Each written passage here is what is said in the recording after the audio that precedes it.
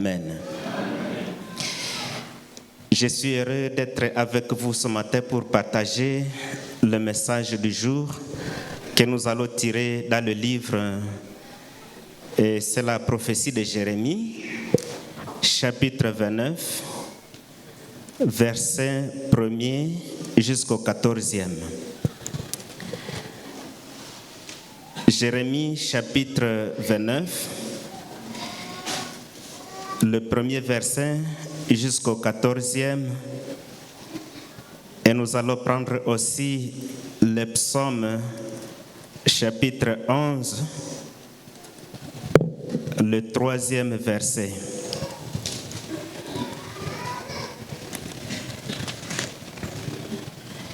Je commence d'abord la lecture de la prophétie de Jérémie au chapitre 29, du 1er au 14e verset, et la parole de Dieu nous dit ce qui suit.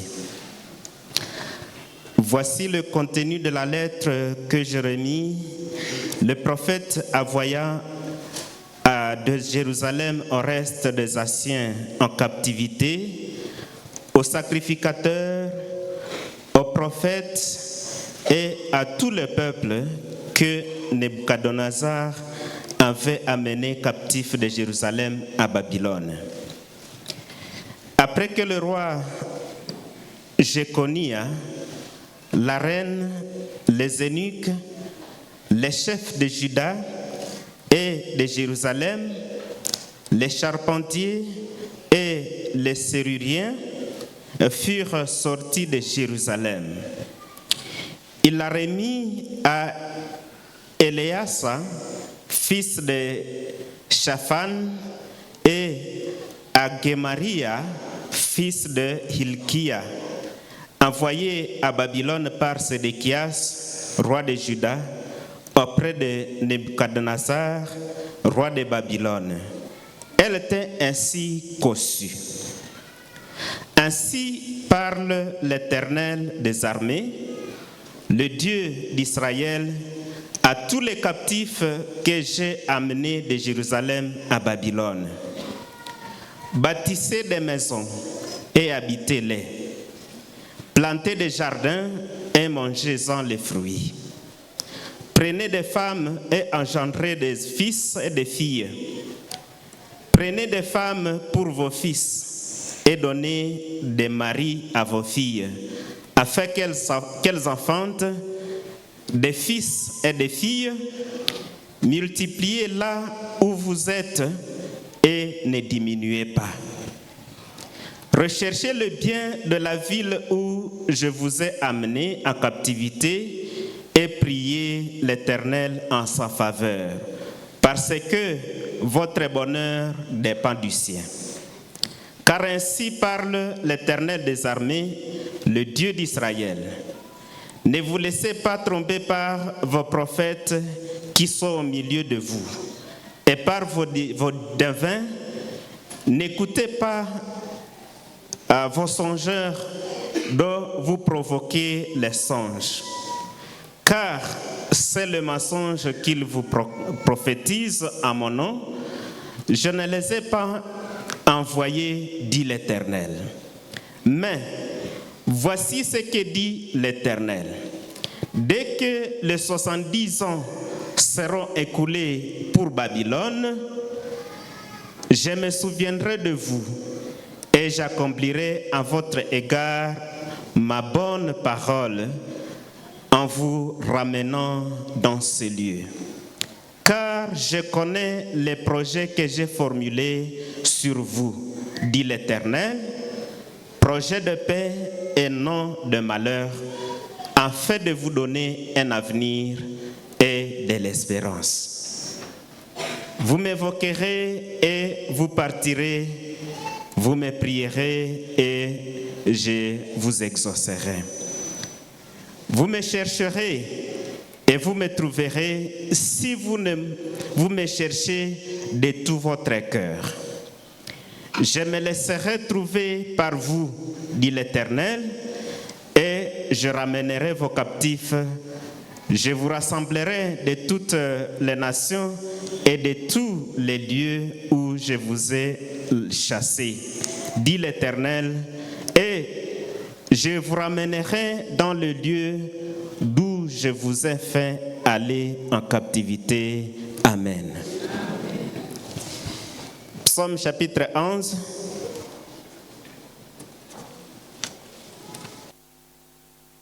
Le 3e verset nous dit ce qui suit.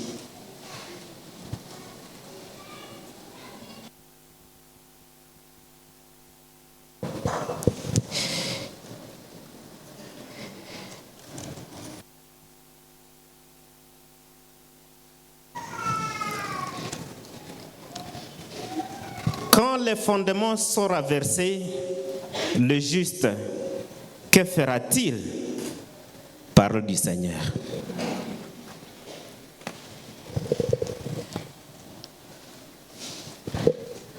Le thème de ce matin, je l'ai intitulé « Dans un contexte de crise, attelons-nous à l'essentiel ». Dans un contexte de crise, attelons-nous à l'essentiel. Et donc, laissons de côté ce qui est inutile, mais attelons-nous à l'essentiel quand nous vivons dans un contexte de crise. J'aimerais dans ce message faire une courte méditation sur le texte de Jérémie, le chapitre 29 à 14, et conclure ce message par un petit enseignement. Un petit enseignement qui va essayer de nous montrer comment nous devons nous atteler à ce qui est essentiel dans toutes les étapes de notre vie. Vous savez, le contexte dans lequel nous vivons aujourd'hui nous appelle à ne parler que de l'espérance en Dieu. Et dans ce contexte de crise, qu'est-ce que Jérémie nous dit ou nous adresse comme message ce matin? Alors, en le paraphrasant, je dis, dans un contexte de crise, nous devons nous atteler à l'essentiel. Alléluia. Parlons un peu du contexte de Jérémie. Et la plupart des fois que nous lisons ce texte, nous sommes plus intéressés par le verset 29 qui dit « Car je connais les projets que j'ai formulés ou que j'ai formés sur vous, dit l'Éternel, projet de paix et non de malheur, afin de vous donner un avenir et de l'espérance. » Quand on évoque ce texte, on fait allusion vraiment à ce verset qui est très intéressant. Mais des fois, nous tirons ce texte ou ce verset, ça, le remettre dans son contexte. Mais c'est un contexte de crise. Alors, il convient aujourd'hui de le remettre dans ce contexte-là historique et tirer quelques leçons pour nous aujourd'hui. Jérémie adresse la parole de Dieu à un peuple. C'est un peuple qui est déstabilisé. Un peuple qui est victime de la cruauté des puissants voisins, celui qu'on appelle le royaume de Babylone, qui est à l'époque dirigé par un roi qu'on appelle Nebuchadnezzar. Alors c'est un peuple qui est victime de ce puissant voisin. Il est victime de pillages, victime de destruction de sa belle capitale, Jérusalem. Vous allez voir que pendant l'évasion, on va incendier même le lieu saint, c'est-à-dire le temple. On va déporter la population, une grande partie de sa population sera déportée. Et voilà, les élites du peuple d'Israël sont vraiment déportées. Alors si vous lisez le verset 1er et la suite jusqu'au verset 4, on montre que le roi, la reine qui est mère, le personnel de la cour, les hauts fonctionnaires, les techniciens et officiers du génie, tous sont déportés, tous sont exilés. Il s'agit d'un vrai déplacement de la population qui, pour les Babyloniens, consiste à purifier. C'est une purification ethnique pour tuer définitivement toute la velléité de résistance. Et donc on va choisir les élites, les hommes clés, les personnages clés du peuple, et puis on va les déporter, on va les exiler, pour qu'il n'y ait pas quelqu'un qui puisse lever la voix pour résister. Et donc avec toutes ces affres et souffrances qu'on peut imaginer quand on est ailleurs, on est déporté, on est exilé, alors là, vous voyez que vraiment, il y a des sévices qui sont vrais et qui sont subis par ce peuple. C'est dans ce contexte que Jérémie est en train de parler. Il parle maintenant à ce peuple qui est exilé, qui n'est plus à Jérusalem, mais qui se retrouve à Babylone. Alors, quelles sont les paroles de la prophétie de Jérémie en cet endroit où nous venons de fixer nos yeux, où nous venons de faire la lecture? Il dit, construisez des maisons, plantez vos jardins, mangez-en les fruits, mariez-vous, mariez vos enfants, filles et garçons, multipliez et ne diminuez pas. Là que vous êtes. Ils sont où? En exil. Alors, ceux qui sont en exil sont appelés à construire des maisons, à planter des jardins et manger les fruits de ces jardins. Ils sont appelés à se marier et même à marier leurs filles pour qu'ils aient des enfants et qu'ils puissent se multiplier. Alléluia. Alors, on se pose la question.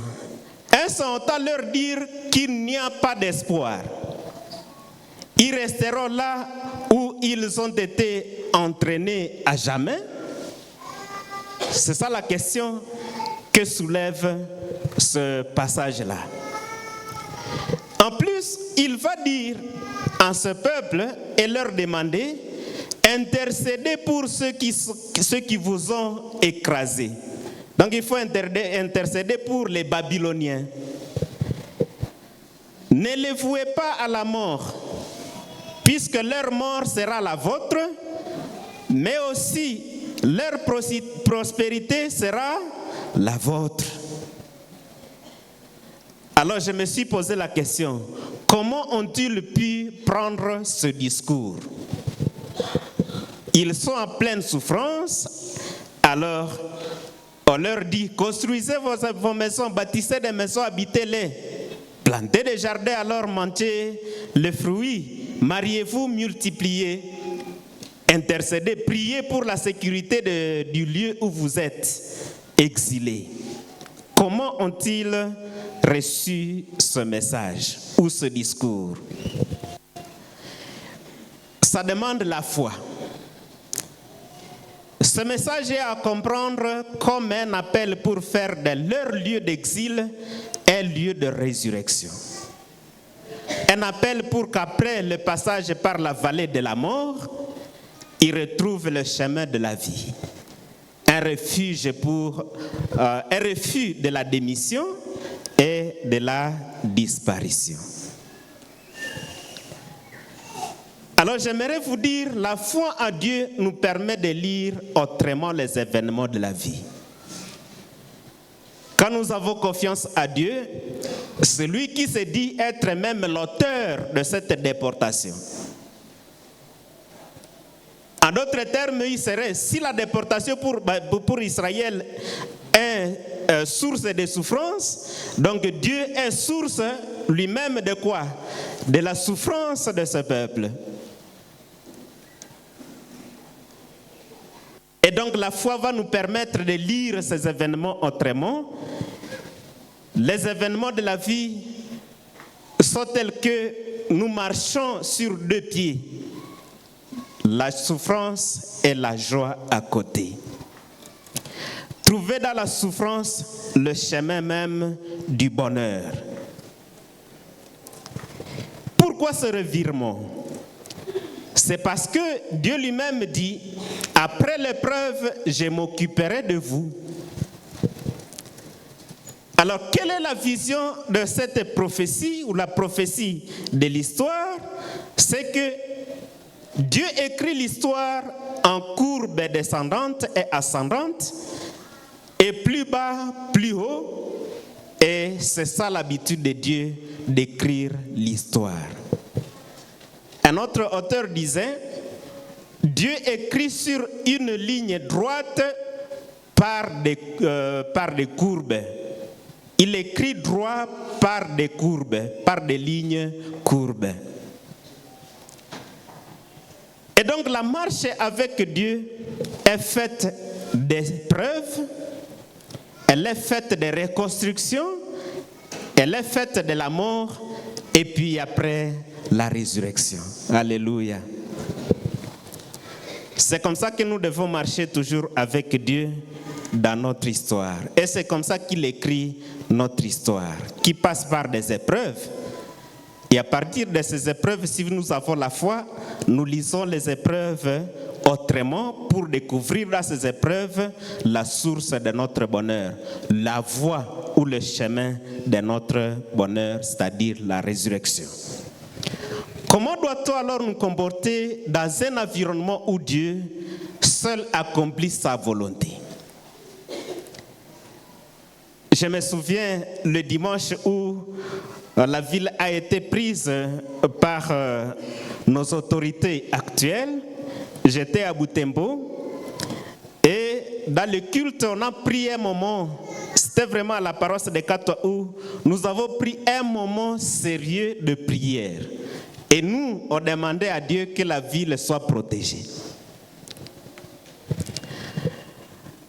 Mais à notre grande surprise, la connexion a été coupée pendant 4 jours. Et nous, on ne savait plus qu'est-ce qui se passe réellement à Goma. Et comme j'étais avec mon épouse à Butembo, tous les enfants étaient restés ici, on s'est posé la question, est-ce que tout le monde est décimé ou il y a encore de reste? Nous avons plus souffert que vous. Et nous, on demandait à un Dieu qui est tout-puissant de protéger quoi? La ville. Mais à notre grande surprise, on va dire, la ville est tombée. C'est un contexte de crise où on se retrouve sur la voie de Jésus qui dit, Père, je sais que tu peux permettre à ce que cette coupe puisse... que je puisse échapper à cette coupe. Mais il s'est dit, bon, seule ta volonté soit faite. Et donc, il y a des moments dans notre vie où on se retrouve dans un contexte où c'est Dieu qui fait et qui réalise ce qu'il veut. Même si vous avez demandé peut-être le contraire, mais lui réalise ce qu'il veut. C'est un Dieu souverain. Ce sont des moments difficiles où si on n'a pas la foi ferme, on risque de dire que non, est-ce que ce Dieu existe même? On risque de se poser des questions. On constate que Dieu écrit droit des lignes courbes. En s'inspirant de cette prophétie de Jérémie, il importe dans ce moment, en croyant, de s'occuper de ce qui convient pour sa survie. Se limiter seulement à l'essentiel pour votre survie. Et c'est ça le conseil que je voudrais vous donner par ce message ce matin. Quand vous êtes dans un contexte où vous voyez qu'il y a quelque chose que vous avez demandé à Dieu, mais Dieu a fait ce qu'il veut dans votre vie, Détournez-vous de tout ce que vous aviez attendu de lui, consacrez-vous seulement à l'essentiel pour votre survie. Je ne sais pas si je me fais attendre. Bon, même si je ne me fais pas attendre, le Saint-Esprit va vous convaincre de ce que vous devez faire pendant ce moment-là. Nous avons demandé à Dieu de nous donner la paix depuis plus de 30 ans. Nous allons continuer à demander cette paix et nous allons continuer à résister à la fatigue d'espérer l'advenue de la paix en nous consacrant à ce qui est pour nous essentiel pour notre survie. Si vous ne vous consacrez pas à ce qui est essentiel pour votre survie, vous risquez de mourir avant le temps. Mais si vous vous consacrez à ce qui est essentiel pour votre survie pendant les moments difficiles, Dieu va continuer à vous donner l'espérance d'un avenir meilleur. Alléluia. Notre contexte n'est pas différent de celui des Juifs à l'époque de Jérémie. Les guerres en répétition avec toutes ses conséquences. Et ici, je n'ai enregistré que les sécurités, la crise économique, la diminution de l'espérance de vie. J'étais prédicateur dans ce culte de lever de deuil quelque part et j'ai dit, on nous disait que l'espérance de vie des Congolais est de 48 ans. Mais il semble que l'espérance de vie des Congolais, et surtout à Goma, a été réduite à 24 heures. 24 heures qui sont renouvelables. Et donc chaque jour, vous voyez la lumière du matin, dites Dieu merci puisque tu as renouvelé mes 24 heures d'existence. Et donc on peut aller dormir sans savoir si on va se réveiller le matin. On peut sortir de la maison le matin sans savoir si on va y revenir le soir. Et donc c'est une espérance de vie qui a diminué jusqu'à 24 heures. La diminution de l'espérance de vie, avec tous les stress que nous vivons, c'est très compliqué. Sur le plan spirituel, actuellement, plusieurs personnes ne s'intéressent plus à Dieu. Les gens s'intéressent et se donnent à la débauche. Débauche qui englobe tous les maux que les uns et les autres ont pris comme leur vie. Mais sur le plan familial, les parents sont déçus par le comportement des enfants. Il y en a qui meurent même avant le temps, puisqu'ils sont vraiment tellement déçus. Ce qu'ils attendaient des enfants, ce n'est pas ce qu'ils reçoivent. C'est dans un tel contexte que le psalmiste se pose la question. Quand les fondements sont renversés, le juste, que fera-t-il? C'est le psaume 11 au verset 3 que nous avons lu. Et moi je propose quelque chose, c'est que dans ce contexte où les fondements sont renversés, si vous êtes juste, fixez vos yeux sur Dieu, la source et destin de notre existence. C'est Dieu qui dit aux Israélites, car je connais les projets que j'ai formulés sur vous, dit l'Éternel, des projets de paix et non de malheur, afin de vous donner un avenir et de l'espérance. Mais ces paroles sont adressées à un peuple qui a perdu 3 éléments fondamentaux de leur existence. Ils ont perdu le premier élément fondamental pour leur existence, qui est la terre. Vous savez que Dieu, dans l'histoire d'Israël, à partir d'Abraham, Jacob, Isaac et tout le peuple, il promettait toujours la terre. Et donc la terre pour eux, c'était un élément fondamental pour leur vie. Alors lorsqu'ils sont détachés de leur terre, en tout cas, ils ne se sentent plus à vie. Ils sont morts. Voilà alors quand ils sont en exil, ils ne sont plus à Jérusalem, ils ne sont plus sur la terre promise, Donc ils ont perdu un élément très fondamental pour leur existence, qui est la terre promise. Ça, c'est un des fondements pour la vie d'Israël qui est renversé.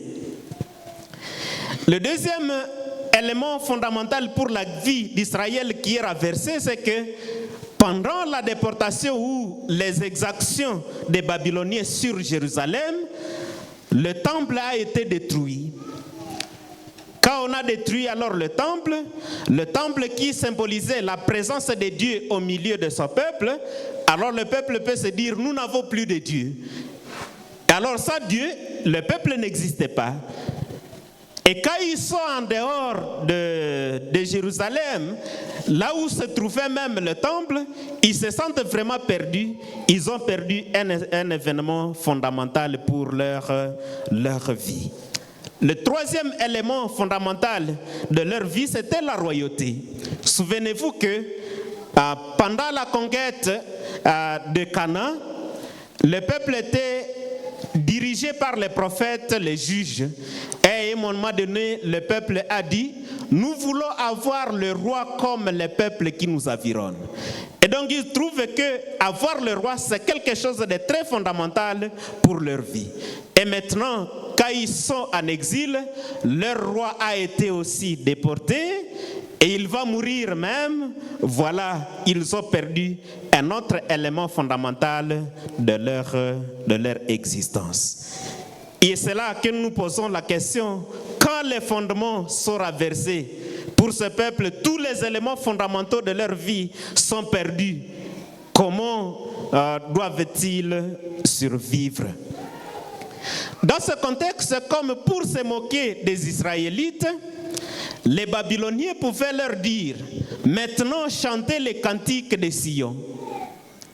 C'était pour se moquer d'eux. Maintenant chantez les cantiques de Sion. À eux alors de rétorquer et dire, comment allons-nous chanter les cantiques de Sion sur une terre étrangère? Nous sommes loin de notre terre, nous sommes loin de notre Dieu. Nous avons perdu tout ce qui est nécessaire pour notre vie. Comment allons-nous alors chanter? Et voilà alors dans le psaume 137, versets 1 à 2, que j'ai repris et dit, sur les bords des fleuves de Babylone, nous étions assis et nous pleurions en nous souvenant de Sion. Au sol de la contrée, nous avions suspendu nos harpes. Et donc ce n'était plus le moment d'utiliser leurs instruments musicaux pour louer Dieu, mais il fallait qu'ils puissent ne fût-ce que pleurer, pleurnicher. Nous aussi, nous ne sommes pas libres sur notre propre terre. Nous manquons de quoi manger dans un pays où on observe la verdure de janvier à décembre. Pour dire que c'est un signe que nous pouvons manger chaque jour et au moins 3 fois par jour. Mais si je vous posais la question, combien de fois mangez-vous par jour? Il y en a parmi nous qui, pour le contexte actuel, ne mangent même plus une fois par jour, puisque tous les fondements sont renversés.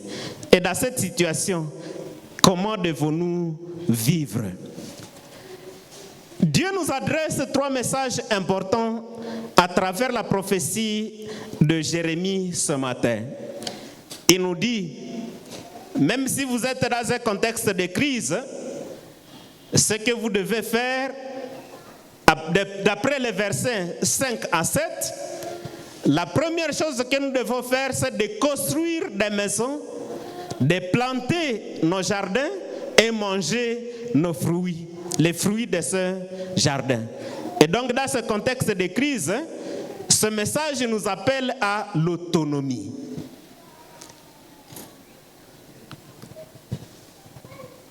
Et donc ne vous dites pas, les temps sont mauvais, alors vous allez croiser les bras et commencer à vous occuper seulement de la prière et le reste ne vous concerne pas.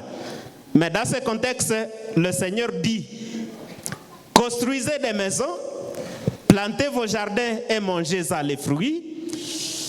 Et donc c'est un appel à quoi? À l'autonomie, autonomie financière. Mais pourquoi il doit le dire comme ça à ce peuple qui est exilé, puisque au milieu de ce peuple, il y avait des faux prophètes qui leur disaient, vous allez sortir de cette situation incessamment. Et donc il pouvait s'embrouiller par autre chose en attendant tout simplement la sortie incessante du contexte. Mais Jérémie, qui était le vrai prophète, il pouvait leur dire la vérité. Ne soyez pas distraits par les arguments ou bien les propos des faux prophètes, mais construisez des maisons là que vous êtes, habitez-les. Plantez vos jardins et mangez ça, les fruits. Et donc il vous appelle à l'autonomie. Je pouvais vous poser cette question. Vous pensez que la situation que nous vivons aujourd'hui va durer combien de temps? Est-ce que c'est 2 jours, 3 jours? C'est 1 mois, 1 année? On ne sait pas. Alors si vous ne savez pas, ne restez pas à la maison, mais allez où? Au travail. Et pour ces gens qui le travail est, alors ça n'existe pas. Ça n'existe plus. Qu'est-ce qu'ils vont faire? Moi, je vais vous dire, débrouillez-vous. Débrouillez-vous. Vous ne savez pas combien de temps la situation va durer. Bon, mais je ne suis pas un prophète de malheur. Pour dire que la situation va perdurer, je sais que la situation n'est pas bonne et Dieu n'est pas content de ce que nous sommes en train de vivre. Il va nécessairement intervenir. Mais pendant que vous êtes encore dans cette situation, construisez des maisons et habitez-les. Plantez vos jardins et mangez ça les fruits. On vous appelle toujours à quoi? À l'autonomie. Alléluia. La deuxième chose ici, c'est de vous marier, même marier vos enfants, multiplier. Et donc on vous appelle à la prospérité familiale. Comme pour vous dire qu'il n'y a pas d'espoir, ils resteront là où ils ont été entraînés à jamais. Et moi je vais vous dire, je vous dis, la situation s'est compliquée il y a plus de 30 ans. Si ça fait alors plus de 30 ans, ce jeune qui ne voulait pas se marier parce que la situation n'est pas bonne, il va attendre jusqu'à quel âge? Il avait 25 ans à l'époque et la situation s'est détériorée. Il attend que la situation s'améliore et voilà 30 ans. Il va vieillir tout en étant célibataire. Et moi je vous dis, même si la situation n'est pas bonne, jeunes gens, ne soyez pas des célibataires endurcis à cause de la situation. Mariez-vous, mariez vos filles et n'attendez pas engendrer même des enfants puisque nous avons besoin de nous multiplier. Alléluia. Et donc nous sommes appelés à la prospérité familiale. Le Seigneur nous appelle aussi à la prospérité ou à la promotion de la paix. Il dit, intercédez pour ceux qui vous ont écrasés. Ne les vouez pas à la mort, puisque leur mort, c'est la vôtre. Et leur prospérité, c'est votre prospérité. Et c'est ça vraiment le paradoxe de la vie dans la foi. C'est ça le paradoxe de la marche avec Dieu. Je sais que la prière de beaucoup de gens, comme je l'ai vécu peut-être à 2013, 2012, ont commencé à prier pour la destruction de tous les ennemis. Mais ici, le Seigneur nous dit, priez pour la paix de ceux qui vous écrasent. Priez pour leur prospérité. Puisque leur prospérité, c'est votre prospérité. Voilà l'essentiel auquel nous devons nous atteler lorsque nous vivons le contexte de crise. Il y a un deuxième message que le prophète adresse à ce peuple. Il dit, ne vous laissez pas influencer par les faux prophètes qui sont au milieu de vous. Car en temps fixé, et le temps fixé pour Dieu c'était 70 ans, Dieu va restaurer son peuple. Les 70 ans, c'est presque 2 générations ou 3 générations. Voilà 3 générations. Et vous alors qui ne voulez pas vous marier, allez-vous attendre 3 générations pour vous marier à l'âge d'Abraham lorsqu'il a été appelé par Dieu? Je ne sais pas. Occupez-vous de ce qui est essentiel pour votre survie. Le troisième message que le prophète adresse à ce peuple, c'est de dire, après 70 ans, Yahweh va restaurer son peuple. Pourquoi 70 ans? C'est parce que Dieu veut se révéler être le Dieu de tous les peuples du monde. C'est pendant ces 70 ans que Dieu va se révéler comme celui qui doit être adoré par tous les peuples.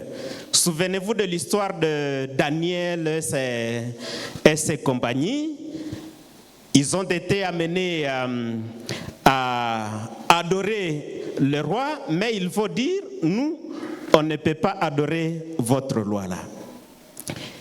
Ils seront jetés alors dans les temps de feu, mais ils vont sortir sains et saufs.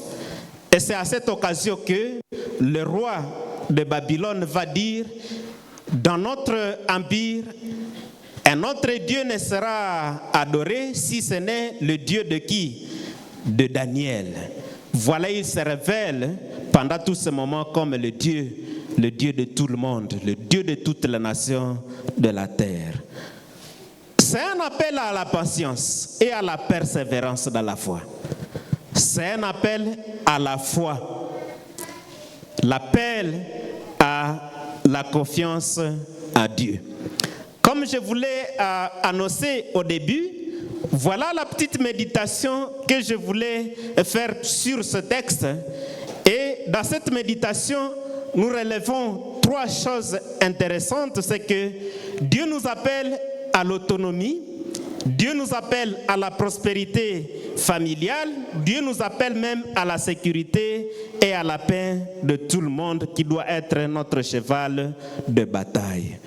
Alors laissons le reste à Dieu et dans chaque étape de notre vie, engageons-nous à faire ce qui est prioritaire. J'aimerais vous rappeler dans ce petit enseignement maintenant les étapes de la vie humaine et les priorités liées à chacune. Je vais juste les passer à revue. Celui qui aura besoin de détails pourrait me voir à la fin du culte. La vie humaine passe par plusieurs étapes et à chacune de ces étapes, il y a des priorités. Lorsque ces priorités sont bien tenues, il y a l'espérance qui augmente pour les disciples de Dieu.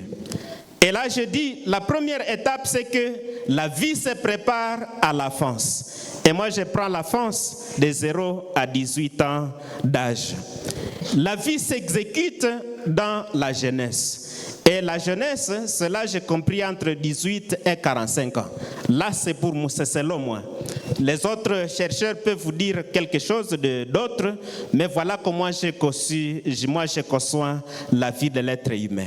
La vie s'accomplit pendant l'âge adulte. Et là, je prends 46 à 65 ans. Et la vie se clôture dans la vieillesse, 65 ans et plus. Qu'est-ce qui est prioritaire pendant l'enfance, c'est-à-dire 0 à 18 ans? Pour ceux qui sont dans cet âge, c'est une période de dépendance totale envers les parents. C'est le bon moment de préparer sa vie. Et voici les priorités pour bien préparer votre vie. C'est que vous devez d'abord mettre l'accent sur 4 choses. Et là, même nous qui sommes adultes, c'est nous qui sommes concernés. Et ceux qui sont dans cette tranche d'âge sont concernés. Il faut mettre d'abord l'accent sur l'éducation. L'enfant a besoin de l'éducation. Il faut mettre aussi l'accent sur l'apprentissage de métiers. Et donc c'est à cet âge-là que l'enfant doit apprendre le métier de son père, le métier de sa mère. Et moi je dis, il ne faut pas accepter que votre enfant quitte votre maison, c'est-à-dire qu'il soit adulte, sans qu'il n'ait la connaissance de votre métier, qu'il n'ait la pratique de votre métier. Mais posez d'abord la question à votre voisin, dit, quel est le métier de votre père, de votre mère? Et celui qui est père, qui est mère ici, quel est votre métier que vous pouvez apprendre à votre enfant, que vous allez apprendre à votre fille? Puisque moi j'ai compris que les études que nous faisons, ça ne vaut pas la peine pour que nous puissions espérer à une vie meilleure. Pour ceux qui sont fonctionnaires, par exemple, là, fonctionnaires de l'État congolais, vous avez encore votre salaire et ça vient à temps. Et si vous ne dépendez que de votre salaire, comment alors vous allez vivre pendant ce moment de crise? Mais pendant ce moment de crise, c'est l'occasion de vous mettre à exercer le métier que votre père vous a appris. Et vous pouvez survivre avec ce métier-là. Alléluia. C'est juste comme tunasikilizana wapendwa. L'apprentissage de métier. Usiruhusu mtoto atoke mnyumba yako kama hajui kazi ya mikono. Pale utakuwa uko natayarisha mtu mwenye atakuwaka muzigo kumtoto ya watu.